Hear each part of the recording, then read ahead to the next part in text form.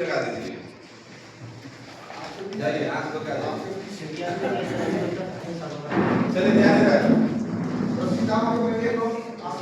CPR हम जिसका सांस नहीं चलता है, जिसका पल्स नहीं चलता है उसको देते हैं। तब ऐसा आदमी कहाँ से लेकर के आएंगे? आप लोग में है कोई ऐसा जिसका सांस नहीं चल रहा है, पल्स नहीं चल रहा है? नहीं है ना, इसलिए हम ये लेकर के आएंगे। अब ध्यान दीजिएगा, पीने वाला पानी पीना ही है। सबसे पहले ये व्यक्ति है कहीं गिरा हुआ है और आपको सीपीआर देना आता है। सीपीआर ट्रेंड है, घायल व्यक्ति है, सबसे पहले वहां तक पहुंचिएगा, उसके साथ कोई गार्जियन होगा तो उसको अनुमति देना है। अगर अनुमति नहीं देता है तो आपको ये काम नहीं करना है। आपको अनुमति मिलता है कि ठीक है मेरा भाई ये पता नहीं कैसे बेहोश हो गया, गिर गया, आपको आता है तो कुछ हेल्प करिए। तो आपने ट्रेनिंग कर लिए हैं तो मेडिकल पर्सनल बन ही गए हैं, मतलब सहायता करवाना से उसको हेल्प करिएगा। सबसे पहले उसके पास जाएंगे और दाहिने साइड बैठेंगे। कहाँ बैठेंगे? दाहिने साइड।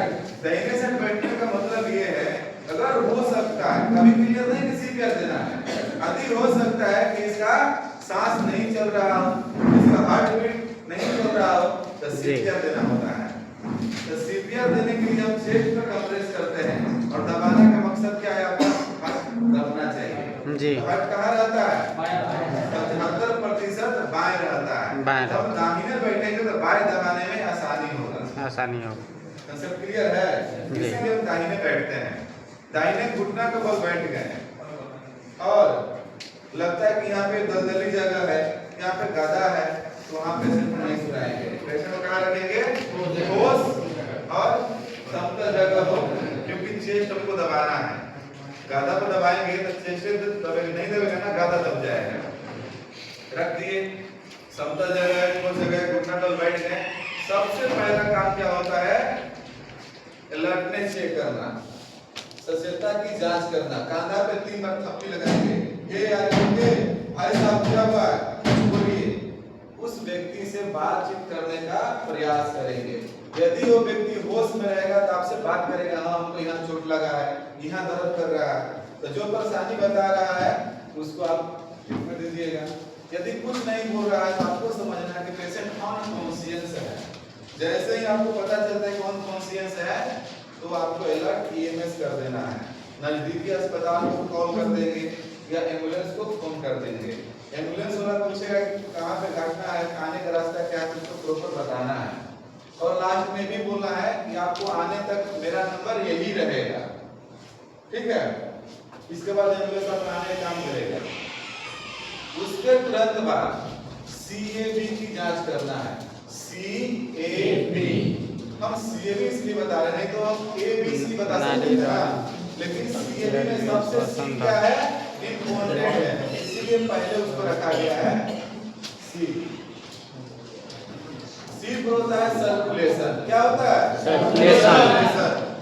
अगर कोई व्यक्ति बेहोश है उसको हम कैरोटिड पल्स चेक करते हैं, क्योंकि आपके शरीर में बहुत सारे जगह पल्स है। यहाँ भी टेम्पोरल पल्स है, यहाँ रेडियल पल्स है ना, यहाँ ब्रेकियल पल्स है, यहाँ फेमरल पल्स है, लेकिन यहाँ पे एक पल्स है जिसका नाम है कैरोटिड पल्स। ये पल्स सबसे लास्ट में बंद होगा। सबसे लास्ट में बंद होने का वजह क्या है? कि हृदय के सबसे नजदीक में है। आपका ये हृदय हो गया, आपका ये पल्स हो गया, इसका दूरी कम है ना, और इस सबका दूरी ज्यादा है, ये पहले बंद हो सकता है, लेकिन ये जो पल्स है ग्रीवा धमनी सबसे लास्ट में बंद होता है। इसीलिए बेहोश व्यक्ति को हम ये पल्स चेक करते हैं। चेक करने का तरीका है, अगर आपके पास घड़ी है तो ठीक है, नहीं तो मन में सेकंड की गिनती करना है। 1001, 1002, 1003, इस तरह से 10 तक गिनती करना है। ये नहीं 1 2 3 4 5 ऐसे फास्ट हो जाएगा ना, तो हर नंबर से पहले 1000 बोलते रहेंगे तो सेकंड वाला जो टाइमिंग है वो कवर हो जाएगा। लेकिन 10 सेकंड तक ही चेक करना है, ये नहीं आधा घंटा यही में लगेले हैं पल्स चेक करने में। और व्यक्ति को हो सकता है कि इसका पल्स मैंने सीपीआर देना था, तो गोल्डन आवर खत्म हो जाएगा ना इसका। 10 सेकंड तक चेक करना है। पल्स चल रहा है तो सीपीआर देंगे? नहीं देंगे, क्योंकि पल्स चलाने के लिए सीपीआर देने से आप पहले से समझा सीकर क्यों देंगे इसको? नहीं देंगे। अब यहाँ पे बोलना है पल्स अपसेंट। क्या है? Pulse absent. तो सी क्लियर हो गया। अब आपको एक बात और मानना है कि अगर इसका पल्स नहीं चल रहा है तो सांस भी नहीं चल रहा होगा। लेकिन अगर किसी को बताना है, प्रशिक्षण देना है, तो वहां पे सांस चेक करने का तरीका भी आपको बताना पड़ेगा। तो सांस चेक करने का तरीका है लुक, लिसन, फील। देखकर, सुनकर और महसूस करके। ये तरीका का एक हाथ फोrehead वाली हड्डी पर रखेंगे, दूसरा हाथ चेस्ट और पेट के बीच में हल्का उठा करके रखेंगे और अपना कान गाल पेशेंट के नाक के करीब ले जाएंगे। पेट ऊपर नीचे होगा, इस क्रिया को देखेंगे। सांस छोड़ेगा, कुछ आवाज आएगा, उसको सुनेंगे। ठीक है? अगर गरम गरम हवा गाल का है उसको भी महसूस करेंगे। तीनों में से कोई एक चीज इंपॉर्टेंट है। तो सांस ले रहा है ना? तो सांस ले रहा है, सीवियर देंगे? नहीं देंगे। वहां बोलना है कि ब्रीथिंग अपसेंट। अब देखिए फिर क्या करना है, उसको ईयर भी चेक करना है। सीपीआर में भी दो काम करते हैं क्योंकि पेशेंट का नॉन नहीं हो रहा होता है। क्या नहीं हो रहा होता है? क्या नहीं हो रहा होता है? नॉन। अरे दिल नहीं धड़कता है। दूसरा सांस नहीं ले रहा होता है। यही ना, जो काम नहीं होगा वो काम हम करवाएंगे। अगर दिल नहीं धड़क रहा है, हार्ट बीट नहीं काम कर रहा है, तो हम तो चेस्ट कंप्रेस कर देंगे, लेकिन सांस देंगे और सांस का जो रास्ता है वो ब्लॉकेज है, वहां पे अवरोध है। तो सांस देंगे तो जाएगा बस तक? नहीं जाएगा। इसीलिए ईयर वे को भी क्लियर कर लेना है।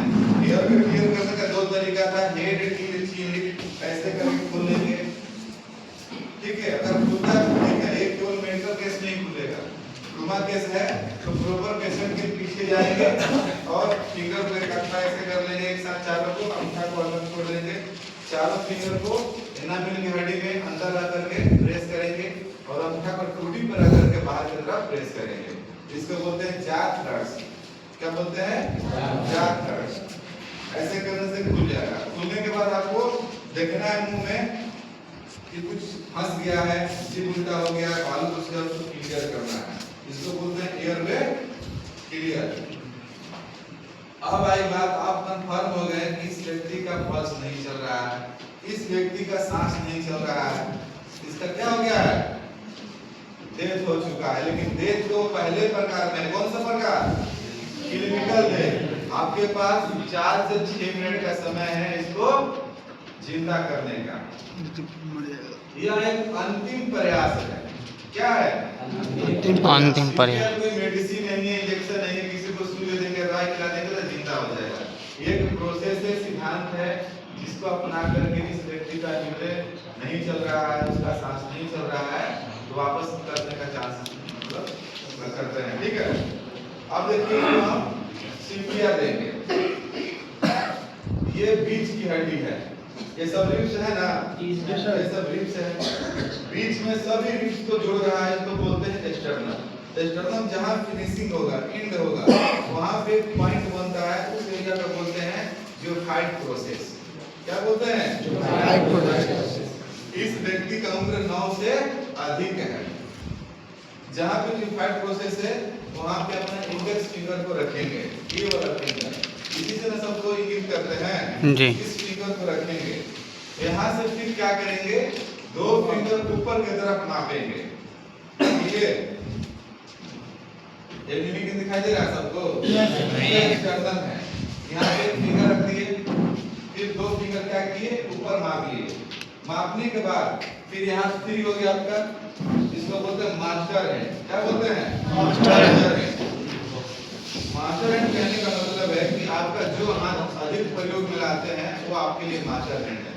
उस हाथ की हथेली को 2 फिंगर देखिए हम कैसे नाप रहे हैं, ये आपका मास्टर हैंड हो गया ना।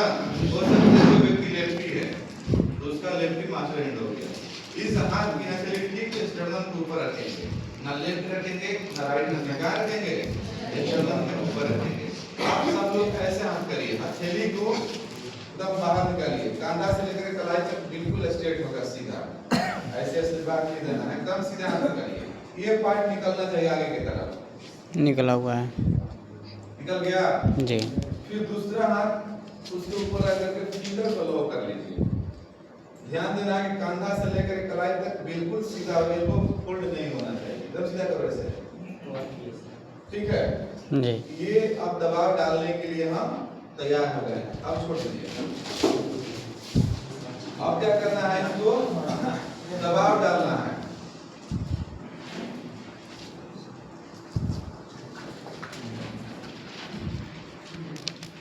ऐसे कर लिए, मान लिए, पोजीशन बना लिए। कंधा जितना पैर जितना कंधा में सटाएंगे उतना मजबूती होगा, दबाने में आसानी होगा। लेकिन क्योंकि वास्तव में जो पेशेंट मिलेगा तो दबाना मुश्किल होगा। आप लोग अपना अपना चेस्ट को दबाइए तो दब रहा है नहीं नहीं नहीं था। तो समझिए कितना ये समझने का काम है। फिर अलग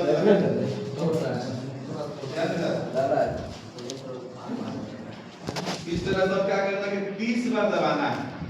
कितना बार? 30 बार दबाएंगे। देखिए हम कैसे दबाते हैं। 1 2 3 4 5 6 7 8 9 10 11 12 13 14 15 16 17 18 19 20 21 22 23 24 25 26 27 28 29 30। लास्ट में 30 ही बोल सकते हैं, यहाँ आप भी बोल सकते हैं। अभी तक एक काम हुआ है जो कि पेशेंट का हृदय नहीं चल रहा था, हृदय में दबा डाल दिए ना। अब दूसरा काम वो सांस भी दे रहा है, जी सांस भी देंगे। मुंह से समझिए को दबाव डालने वाला, दबाव डालना है 30 बार। कितना बार? 30 बार। जो इसका गहराई होगा, जो दबा रहे हैं संपीड़न गहराई होगा इसका, अगर डल रहे तो 4 से 5 सेंटीमीटर। कितना होना चाहिए? 4 से 5 सेंटीमीटर। और एक बात देखना है कि उस व्यक्ति का बॉडी कितना विकसित हुआ है, यानी कि 9 साल 1 दिन का है तो आप उसको एडल्ट में गिनती कर रहे हैं, ठीक है। उसको देखना है कि उसका बॉडी कितना विकास किया हुआ है, उसके अनुसार दबाव डालना है। एडल्ट है तो 4 से 5 सेंटीमीटर गहराई में दबाव डालेंगे, 30 बार ही दबाएंगे। दबाने का जो रफ्तार होगा, स्पीड होगा 1 मिनट में यानी 60 सेकंड में 100 से 120 बार गति में दबाव डालना है। लेकिन दबाना कितना बार है? 20 बार। गहराई क्या होना चाहिए? 4 से 5 सेंटीमीटर। दबाते वक्त आपको ये नहीं समझना है इसका रिस्ट जो है वो टूट जाएगा, ये मर जाएगा। अरे भाई ये तो मरा हुआ है, इसको जिंदा करने के लिए अंतिम प्रयास कर रहे हैं और रिस्ट टूटने के डर से कम दबाइएगा तो जिंदा होगा। जब तक उसके हृदय पर दबाव नहीं पड़ेगा सीपीआर देने का कोई मतलब बनता है? ये देखिए, ये चारों जो फिंगर है ये रिब्स है, ये जो अंगूठा है हमारा वो हृदय है। पेशेंट का क्या है? हृदय है।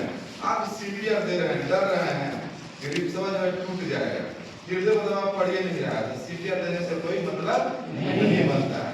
इतना दबाइए जितना बताया गया 4 से 5 सेंटीमीटर उतना दबेगा तो हृदय में वो दबाव जाएगा। हृदय जब दबेगा उसमें जो ब्लड फंसा हुआ रहेगा निकल करके मस्तिष्क में जाएगा। फिर आपका हाथ ऊपर रहेगा तो हृदय फिर सुनाया ब्लड भरेगा, फिर दबाइएगा तो फिर ब्लड निकल करके कहाँ जाएगा? मस्तिष्क जाएगा। यही बार प्रोसेस के अंदर होता है दबाते हैं। फिर रफ्तार अपना पकड़ लेगा। हम इंजन चालू करते हैं हैंडल लगा करके तो धीरे-धीरे पहले शुरू करते हैं ना, एक टाइम होता है कि अपना रफ्तार पकड़ता है तो हैंडल निकाल लेते हैं। यही हृदय का काम है। इसका आंतरिक जो मशीनरी है वो फेल कर गया है। बार-बार दबाने से ब्लड मस्तिष्क में जाएगा, छोड़ने से फिर नया ब्लड भरेगा, फिर दबाते तो फिर मस्तिष्क में जाएगा। अपना रफ्तार क्या करेगा? वो पकड़ लेगा। यहाँ तक केवल दबाव था। पेशेंट सांस भी नहीं ले रहा है इस समय, फिर क्या करेंगे? सांस देंगे। सांस देते वक्त खूबी को क्या करेंगे? उठाएंगे ना। आप लोग सब लोग ऐसे करके सांस लीजिए, गलत क्या करके आप ऊपर के सांस लीजिए। आराम किसमें लग रहा है? ऊपर वाला।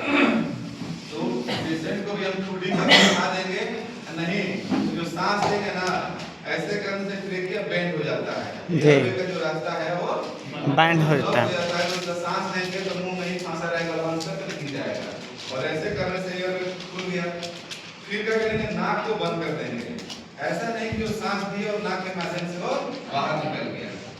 टोटी उठाएंगे, नाक बंद करेंगे। और संक्रमण से बचने के लिए अगर बाहरी पेशेंट है तो उसके मुंह में एक साथ कपड़ा रख देंगे बैरियर के रूप में। रखने के बाद मुंह से मुंह 2 सेकंड लंबा 2 बार सांस लेंगे। 2 सेकंड कहने का मतलब ये नहीं कि तुरंत खूब तेज निकाल देंगे, 2 सेकंड होल्ड करना है उसके मुंह पे जी। और 2 बार सांस देंगे। फिर से प्रक्रिया दबाएंगे 30 बार, 2 बार सांस देंगे।